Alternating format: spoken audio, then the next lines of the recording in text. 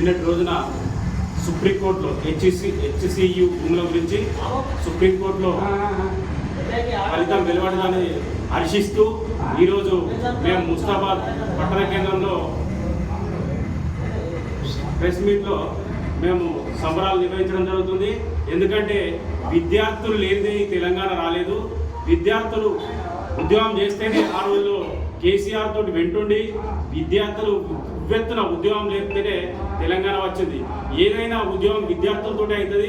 HCU యూనివర్సిటీకి సంబంధించిన 400 ఎకరాల భూమిని ఈరోజు రేవంత్ రెడ్డి అక్రమంగా మన 400 ఎకరాల భూమిని అమ్మడానికి మొత్తం ప్రొక్లేర్లతో సాధ్యించడం జరుగుతుంది.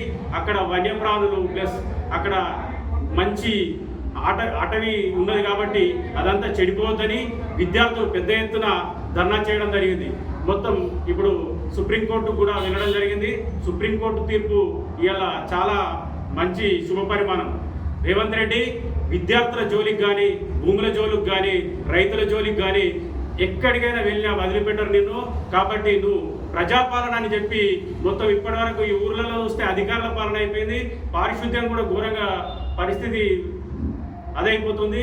నువ్వు ఖబర్దార్ రేవంత్ రెడ్డి.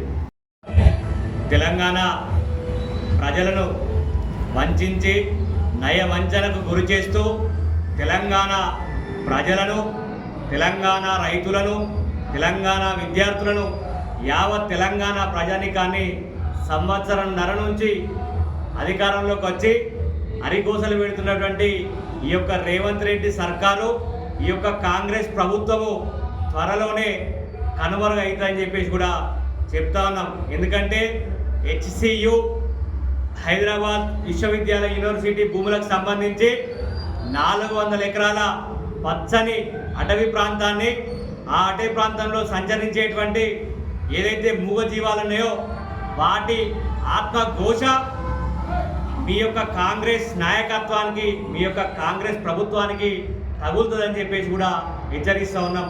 ఈరోజు ఆ మూగజీవాలు, ఆ నెమళ్ళు, వాటి అరుపులు, అడవిలో ఆకలి కేకలు, అరణ్య రోదనలు ఈరోజు సాక్షిగా ఈరోజు అటువంటి 400 ఎకరాల భూమిని, ఈరోజు చెట్లను, పచ్చని పర్యావరణాన్ని నాశనం చేస్తున్న రేవంత్ రెడ్డి అసలు మీరు ఏం చేస్తున్నారో మీకే అర్థమయ్యేటువంటి పరిస్థితిలో లేరని చెప్పేసి కూడా చెప్తా ఉన్నాం. ఈరోజు మీ మీద సుప్రీంకోర్టు మొట్టికాయలు వేసింది కదా. ఈరోజు సుప్రీంకోర్టు ఆర్డర్తో ఈ పనులు ఆగిపోయినాయి. ఈ యొక్క సుప్రీంకోర్టు ఈ యొక్క చెప్పడం వెనుక పూర్తి స్థాయిలో బీఆర్ఎస్ పార్టీ నాయకత్వం, అట్లాగే విద్యార్థుల విద్యార్థుల నాయకత్వం ఉందని చెప్పేసి కూడా తెలియజేస్తున్నాం. వీళ్ళందరి బీఆర్ఎస్ పార్టీ విద్యార్థుల ప్రతిష్ట పోరాట పట్టుమతోనే ఈరోజు సుప్రీంకోర్టు ఈ యొక్క భూముల మీద స్టే విధించింది. ఇప్పటికైనా పునరాలోచించి కాంగ్రెస్ పార్టీ ఏదైతే ఉందో ఈరోజు అదే హెచ్సియు భూముల్లో ఫుట్బాల్ ఆడి ఈరోజు అక్కడ చదువుకున్నటువంటి విద్యార్థులను ఈ యొక్క ప్రభుత్వం ద్వారా, పోలీస్ యంత్రాంగం ద్వారా ఫుట్బాల్ ఆడుతున్నటువంటి మాట యావత్ తెలంగాణ ప్రజనికం చూస్తూ ఉంది. తెలంగాణకు నువ్వు ఏదో ఉరగబెడతావు అనుకుంటే, ఏమో చేస్తావు అనుకుంటే నమ్మితే నట్టేట ముంచినట్టుగా ఈరోజు ప్రవర్తిస్తున్న తీరు ఏదైతే ఉందో దీన్ని తెలంగాణ సమాజం పూర్తి స్థాయిలో ఖండిస్తూ ఉన్నాం. ఈరోజు ఆ యూనివర్సిటీకి సంబంధించిన భూముల విషయంలో పూర్తి స్థాయిలో ఆ విద్యార్థులకు మద్దతుగా ఉంటామని, విద్యార్థులు ఏ పిలిపించినా వారి ఆ పిలుపును విజయవంతం అయ్యేదాకా బీఆర్ఎస్ పార్టీకి సంబంధించిన నాయకత్వం కావచ్చు, పూర్తిగా ఉన్నటువంటి తెలంగాణలో ఉన్నటువంటి యువత కావచ్చు, అట్టి విశ్వవిద్యాలయం భూములకు సంబంధించిన పరిరక్షణ విషయంలో పూర్తి స్థాయిలో ముందుంటామని చెప్పేసి కూడా ఈ కాంగ్రెస్ పార్టీని హెచ్చరిస్తాను. ఇచ్చిన హామీలను నెరవేర్చేటువంటి స్తోమత లేకుండా, నెరవేర్చేటువంటి దమ్ము లేకుండా ఈరోజు మాట దాట వేసి మాటను కప్పిపుచ్చుకునేటువంటి ప్రయత్నం చేస్తున్న రేవంత్ రెడ్డి ఈరోజు నువ్వు ఇచ్చినటువంటి హామీల విషయంలో తెలంగాణ ప్రజానికం పక్షాన పూర్తి స్థాయిలో నిన్ను దోషిగా నిలబెట్టడానికి మేము సిద్ధమవుతా ఉన్నామని చెప్పేసి కూడా తెలియజేస్తా ఉన్నాం. ఆ రోజు నిరుద్యోగులకు మాయా మాటలు చెప్పి ఈరోజు నిరుద్యోగ వృత్తిస్తా, అట్లాగే మీకు ఉద్యోగాలు కల్పన చేస్తా, ఉపాధి కల్పన చేస్తానంటే నువ్వు ఈరోజు తెలంగాణ యువత పూర్తి స్థాయిలో మోసం చేసినావు. తెలంగాణ నిరుద్యోగ యువతను పూర్తి స్థాయిలో వంచి నిట్టనిలను మోసం చేసినటువంటి తీరు అందరూ తెలంగాణ ప్రయాణికంగా తెలంగాణ యువత చూస్తూ ఉన్నారు.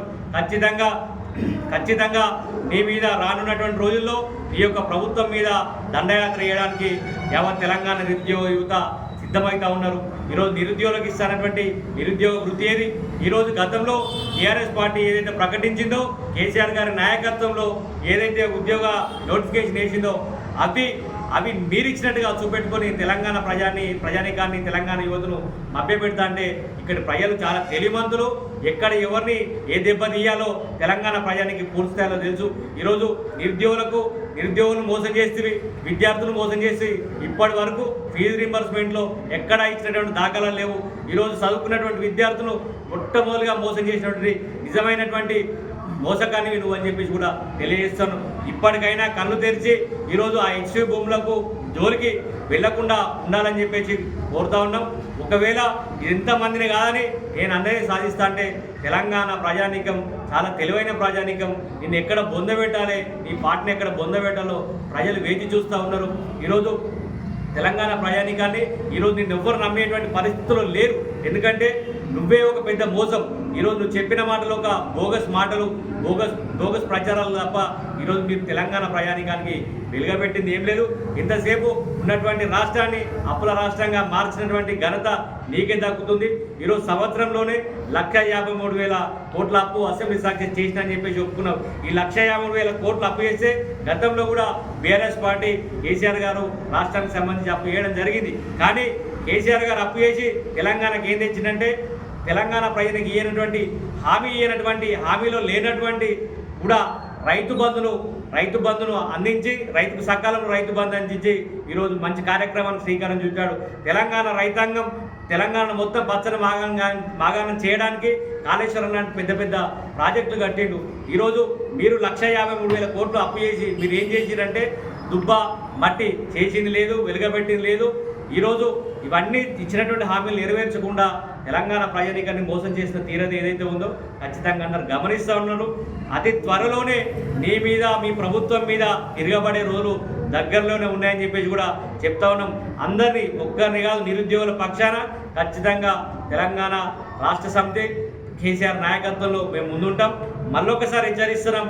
హెచ్సియు యునివర్సిటీ భూముల విషయంలో ప్రభుత్వం వెంటనే వెనక్కి తగ్గాలి. ఆ విద్యార్థి ఆ యూనివర్సిటీ విద్యార్థులకు అండగా పూర్తిగా తెలంగాణ యువత మొత్తం వారి వెంబడ ఉంటుంది. వారు ఏ పిలిపించినా ఖచ్చితంగా ప్రభుత్వానికి వ్యతిరేకంగా భూములు కాపాడే విషయంలో ఎటువంటి పిలిపించినా దగ్గరుండి విజయవంతం చేస్తాం. ఈ రేవంత్ రెడ్డి గారి కాంగ్రెస్ పార్టీ మెడలు పంచి తీర్థమని చెప్పేసి కూడా హెచ్చరిస్తాం. యూనివర్సిటీ ఉందో ఆ యూనివర్సిటీలో ఉన్నటువంటి 400 ఎకరాల మీద సీఎం రేవంత్ రెడ్డి కన్నుపడ్డదని చెప్పేసి యావత్ తెలంగాణ ప్రజలందరూ కూడా తెలుస్తూ ఉన్నది.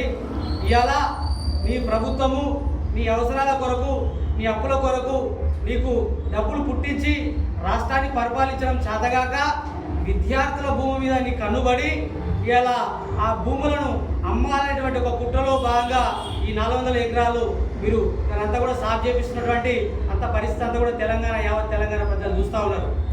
అయితే ఈ యొక్క తెలంగాణ రాష్ట్రం ఏర్పాటు కొరకు ఆనాడు విద్యార్థులు యువత అంతా కూడా కదిలి కేసీఆర్ గారి వెంట వచ్చి ఆనాడు పోరాటం చేసి ఈ యొక్క తెలంగాణ రాష్ట్రాన్ని సాధించుకున్నాం. ఈరోజు రేవంత్ రెడ్డి గారికి ఒకటే చెప్తా ఉన్నాం, మేము ఖచ్చితంగా ఎస్సీ భూముల్ని కాపాడుకుంటాము.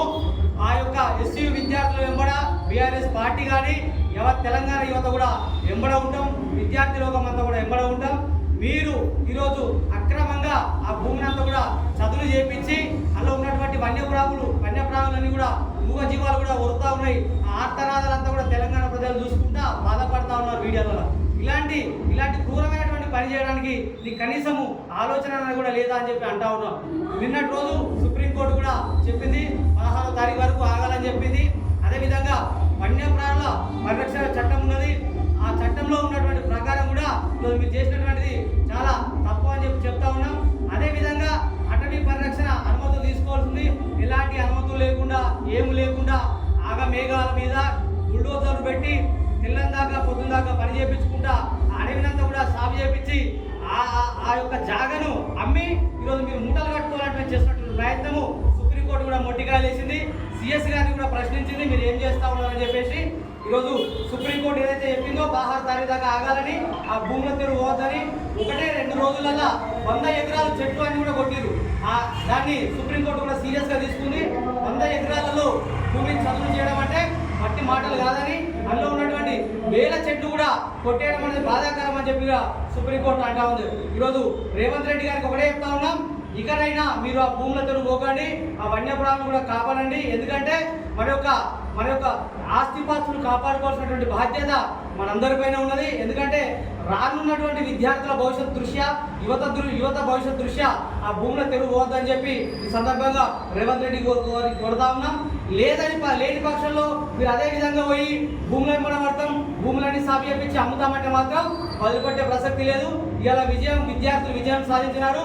బీఆర్ఎస్ పార్టీ విద్యార్థులు ఇవ్వడం ఉన్నది. బీఆర్ఎస్ పార్టీ అలానే యువత విద్యార్థులు ఒక మంతా కూడా ఆ యూనివర్సిటీ విద్యార్థులు వెంబడి ఉన్నది. రేపు మళ్ళా మీరు కూడా ఆ భూముల తెరువు రావాలని చూస్తే మాత్రం వారి పక్షాన పోరాటం చేస్తాం. ఆ భూములు మేము కాపాడుకుంటాం.